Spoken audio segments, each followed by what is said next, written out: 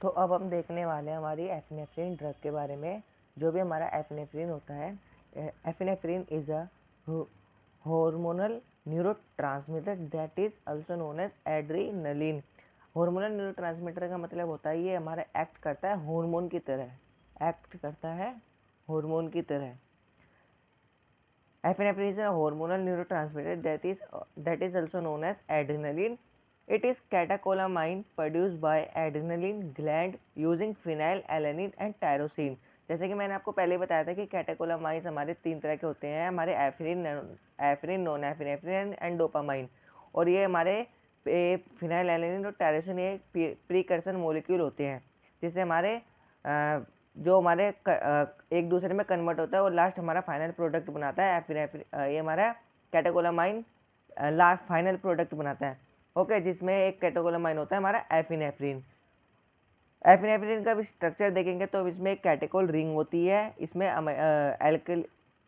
Alkene की चैन होती है, अमाइन ग्रुप होता है और इसमें CH3 अटैच्ड होता है।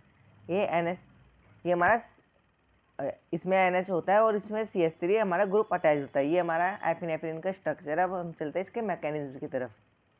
अब हम इसके मैकेनिज्म को देखते हैं तो इसका मैकेनिज्म है epinephrine stimulate both alpha and beta adrenergic receptor, यानी कि non selective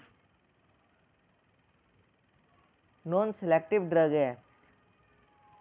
non selective drug का मतलब होता है कि ये अल्फा पे भी बाइंड कर सकती है, बीटा पे भी बाइंड कर सकती है। ओके, जैसे कि हमने नॉन एपिनेफ्रिन के बारे में बताया था, वैसे ही इसका सेम काम होता है। Epinephrine stimulate both alpha and beta adrenergic receptor mean it is a non selective drug होती है। It is act as potent vasoconstriction and cardiac stimulant. ये क्या करता है, ये हमारे वेजो कॉन्स्ट्रिक्शन करता है, यानी कि ब्लड प्रेशर को इंक्रीज करता है। ओके, अब इसके यूजेस पढ़ते हैं हम। इसके uses of epinephrine. Epinephrine is widely used in clinically then non epinephrine. देखो, जब भी हम क्लिनिकली कहीं जाते हैं, अगर कोई पेशेंट है, अगर क्लिनिकली कहीं वो आया है, ओके, तो हम उसमें क्या करेंगे, नॉन एपिनेफ्रिन की जगह हम उसमें अगर किसी भी पेशेंट में अगर हमको ऐसी एपिनेफ्रिन या नॉन एपिनेफ्रिन ड्रग को इंट्रोड्यूस कराने का टाइम आया, तो हम सबसे ज़्यादा एपिनेफ्रिन को प्रीफर करते हैं नॉन एपिनेफ्रिन के ज़्यादा। इसलिए इसमें लिखा है epinephrine is widely used clinically then non epinephrine. दोनों का काम सेम होता है, पर हम एपिनेफ्रिन को ज़्यादा प्रेफरेंस देते हैं। Okay, it is used as constrictor in haemophilia. Okay, it is act as a haemophilia constrictor in hemophilia. It is also be used in the treatment of asthma due to beta 2 receptor agonist activity cause smooth muscle contraction and bronchodilation। देखो, जैसे कि मैंने आपको पहले भी बता चुका हूँ कि ये हमारे जो स्मूथ मसल्स में बीटा रिसेप्टर्स होते हैं, स्मूथ मसल्स में प्रेजेंट होते हैं।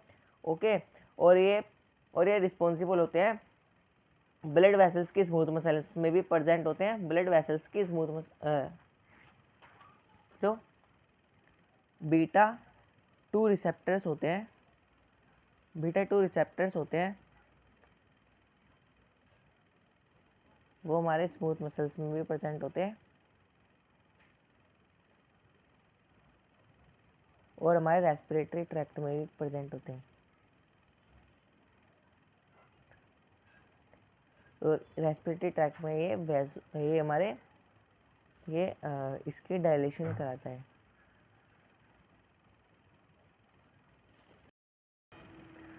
तो जैसे कि मैंने आपको बताया, it may also be used in the treatment of asthma due to beta 2 receptor agonist activity cause smooth muscle contraction and bronchodilation. ये जैसे कि मैंने आप पहले भी पढ़ चुके हैं, जो बीटा 2 रिसेप्टर की लोकेशन के कहाँ प्रेजेंट होता है। एक तो ये स्मूथ मसल्स में, स्मूथ रेस्पिरेटरी ट्रैक्ट के स्मूथ मसल्स में प्रेजेंट होते हैं और ये ब्लड वेसल्स की स्मूथ मसल में भी प्रेजेंट होते हैं। बीटा 2 रिसेप्टर्स पहला ये प्रेजेंट होते हैं smooth muscles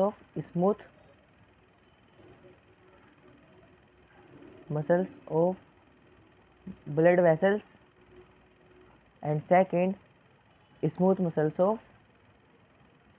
muscles of respiratory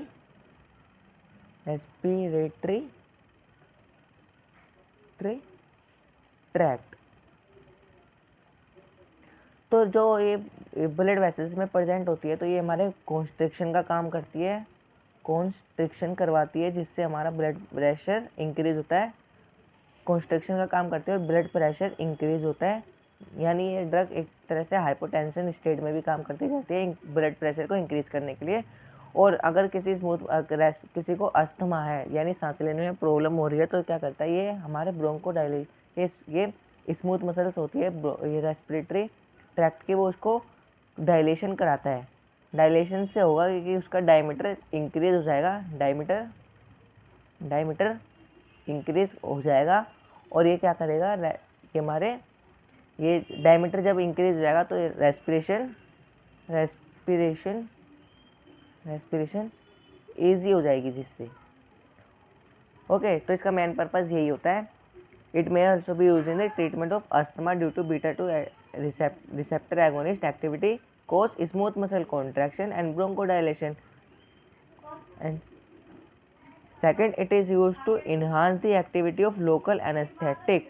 अगर अब क्या होता है कि हम जब लोकल एनेस्थेटिक देते हैं तो उसके साथ साथ हम कभी कभार ये दे देते हैं, क्योंकि एफिनेफ्रिन क्या करता है, लोकल एनेस्थेटिक की एक्टिविटी को इंक्रीज कर देता है। It is used in the treatment of open angle glaucoma by decreasing the intraocular pressure, causing increased outflow of aqueous humoral and anterior chamber of eye. ये हमारे जो आई होते हैं, आई में हमारा ग्लूकोमा एक डिजीज होती है, उसके लिए भी हम इसको प्रेफर करते हैं। It is also used in nasal decongestant due to significant alpha agonist activity. ये क्या करता है, जो भी अगर हमें नाक से रिलेटेड कोई प्रॉब्लम है, जैसे कि नाक का बहना, तो हम उस टाइम हम एफिनेफ्रिन ड्रग को भी इंट्रोड्यूस करा देते हैं, जिससे वो अल्फा एगोनिस्ट एक्टिविटी को शो करेगा और हमारे नसल डिकंजेस्टेंट जो भी हमारी चीज़ होती है, जो डिजीज़ होती है, वो हमको ठीक कर देगा।